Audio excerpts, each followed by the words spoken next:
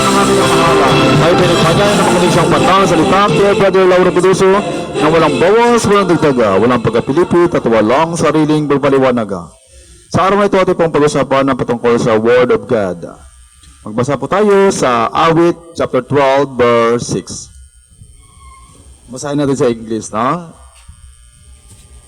12 verse 6. The words of the Lord are pure words, as silver tried in a furnace of earth, purified 7 times. Yan, grabe no? Salita ng Panginoon. The words of the Lord are pure words, as silver tried in a furnace of earth, purified 7 times. Grabe, 7 times, no? Yun purified. Yan. Sa awit 119, verse 140.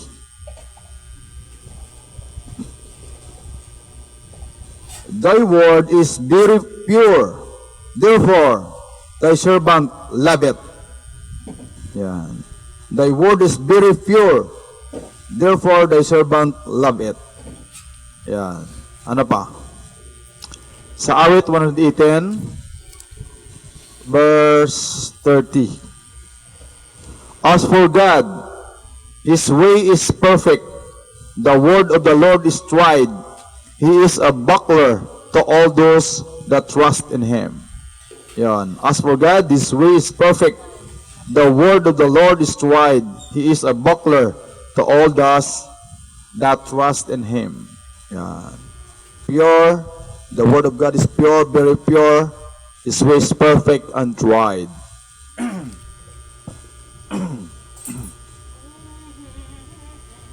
Sa Matthew chapter 4, verse 1 to 4. Matthew chapter 4.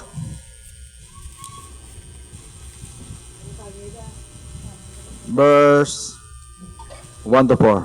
Ay, sa Tagalog natin masahin, no? Sa Matthew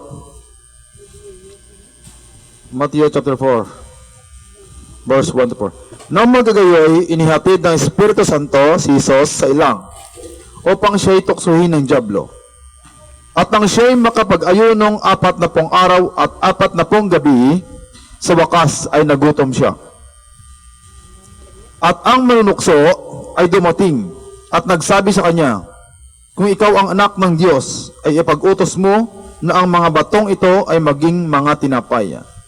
Datapot siya'y sumagot at sinabi, nasusulat, hindi sa tinapay lamang mabubuhay ang tao, kundi sa bawat salitang lumalabas sa bibig ng Diyos.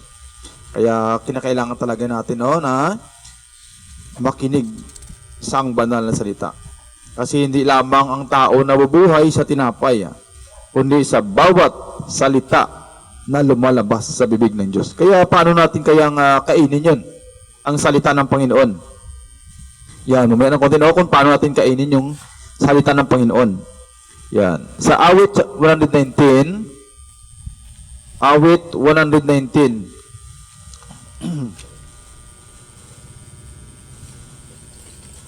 verse 103.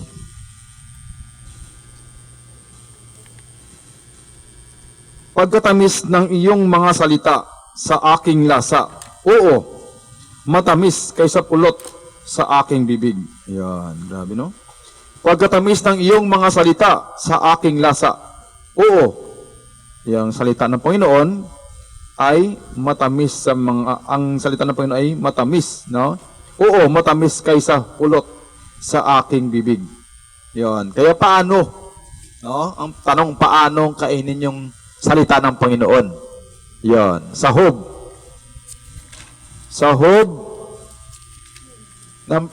chapter 23, 12 to 14. Ako'y hindi humiwalay sa utos ng kanyang mga labi.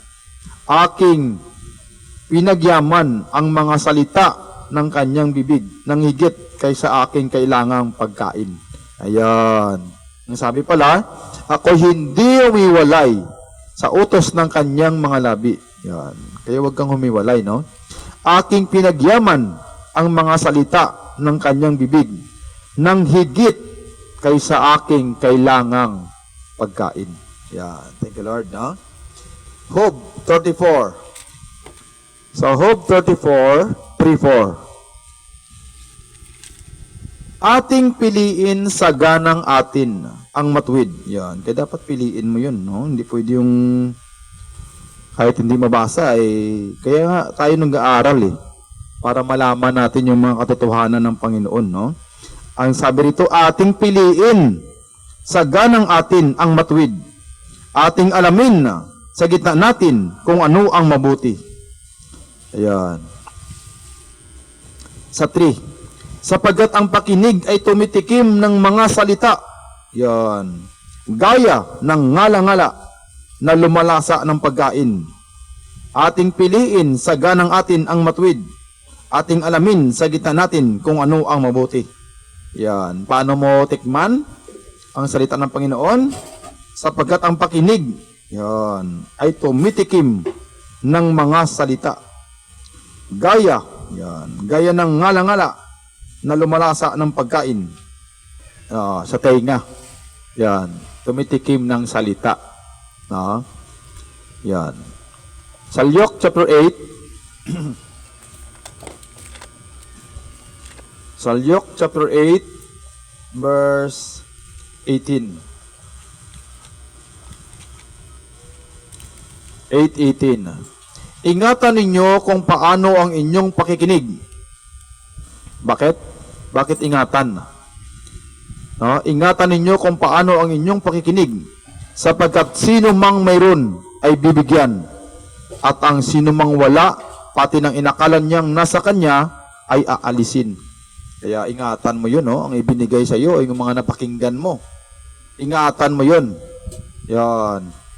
Ingatan mo yun para dagdagan ng Panginoon ang mga kaalaman, no? Na galing sa Panginoon.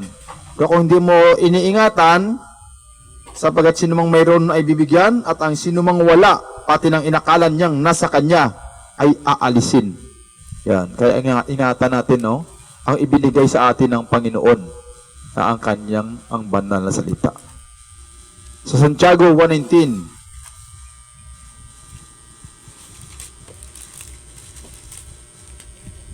Santiago 1:19.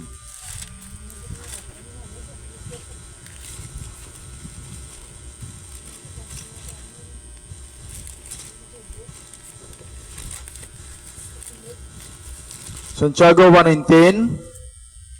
Nalalaman ninyo ito, minamahal kong mga kapatid. Ngunit magmaliksi ang bawat tao sa pakikinig, magmakupad sa pananalita, magmakupad sa pagkagalit. Yan. Yan pala sabi ng Panginoon, no? Nalalaman ninyo ito, mga minamahal kong mga kapatid. Ngunit magmaliksi ang bawat tao sa pakikinig, magmakupad sa pananalita, at magmakupad sa pagkagalit. Yan. Dapat magmaliksi ka sa pakikinig. Kaya kung nag-aaral tayo, dapat magmaliksi ka sa pakikinig ng mga salita ng Panginoon. At magmakupad sa pananalita.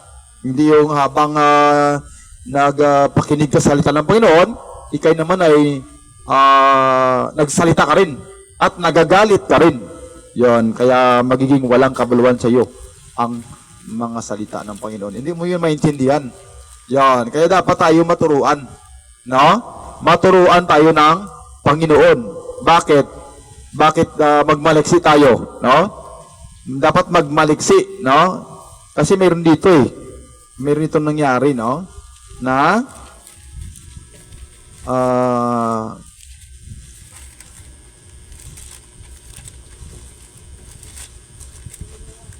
mayroon nangyari rito sa Hebreo chapter 5 verse 11.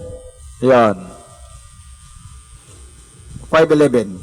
Tungkol sa kanya ay marami kaming sasabihin at mahirap na saysayin. Palibhasay, nagsipurol kayo sa pakikinig. Yan. Kaso lang nagsipurol, no? Ang sabi rito, tungkol sa kanya'y marami kaming sasabihin at mahirap na saysayin. Palibhasay, nagsipurol kayo sa pakikinig. Kaya nga magpatuloy kayo sa pakikinig. Dito sa ating programa na ang banal na salita para tayo matuto, no? Para hindi yung pag napakinig ka sa iba magtaka ka kung anong mga nangyayari diyan, no? Hindi mo alam. Kaya kung palagi kang nakikinig rito, alam mo. Hindi yung nakita mo na yung dating daan Yan, kung ano pa diyang mga aral, no? Kaya nga ating tinitignan 'yan, no? Wala tayong layunin na manira kundi ating alamin ang mga katotohanan na galing po sa Panginoon.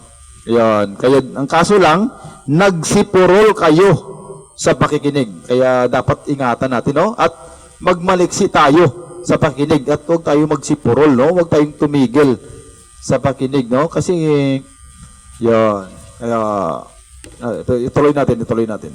No? Sa Luke chapter 24, sa Luke 24 verse 32. 24:32.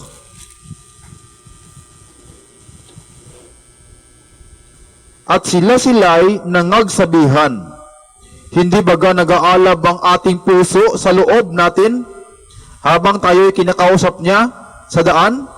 Yun, kinausap sila ni Jesus sa daan. Kaya nag-usap-usap sila, no? At sila'y nangagsabihan, hindi baga nag-aalab ang ating puso sa loob natin habang tayo'y kinakausap niya sa daan? O habang kinakausap nila ni Jesus sa daan, nag-aalab ang kanilang puso, no? Samantalang binubuksan niya sa atin ang mga kasulatan. Yan. Kaya atin din yun, no? Habang binubuksan natin ang mga kasulatan, no? Kaya minsan nandun yun, no? Nagpasalamat tayo sa Panginoon na ating maalaman, no, ang mga katotohanan na galing po sa Panginoon, no? Pero sa kanila rito ay nag-aalab ang kanilang puso habang kinakausap sila, no, ni Jesus, no? Kaya amen, no? Salamat sa Panginoon. Ito conclusion, no? Question, tanong. Bakit hindi na kita nakikita dyan, no? Nag-like o nag-heart? Hindi naman ako ang nilalike mo dyan, no? Si Lord. Bakit? Pagod ka na sa pakikinig? Yun. Dapat, ano ba sabi nyo kanina sa binasa natin? Dapat ingatan natin yun ang ating mga napakinggan. Magpatuloy ka. So, hindi pa nga tayo nakaabot dun sa event na pinapagawa sa atin ng Panginoon, no? Magmaliksi sa pakikinig. Huwag magsipurol. Yun, gayahin natin yun, no? Nag-aalab ang kanilang puso habang nakikinig sila ng mga salita ng Panginoon. Yun. Ang sinabi sa Matthew 24, chapter 12, verse 13. No? 12:13, ang magtiis hanggang sa wakas ay siyang maliligtas. Yun, no? Kaya wala pa tayo sa event, Kaya magpatuloy tayo sa pakikinig, no? ng ang banal na salita. Ayan. Thank you, Lord. No? Salamat sa Panginoon, no? Na tayo po'y nakatapos na naman ng pakikinig ng mga salita ng Panginoon. Thank you, Lord.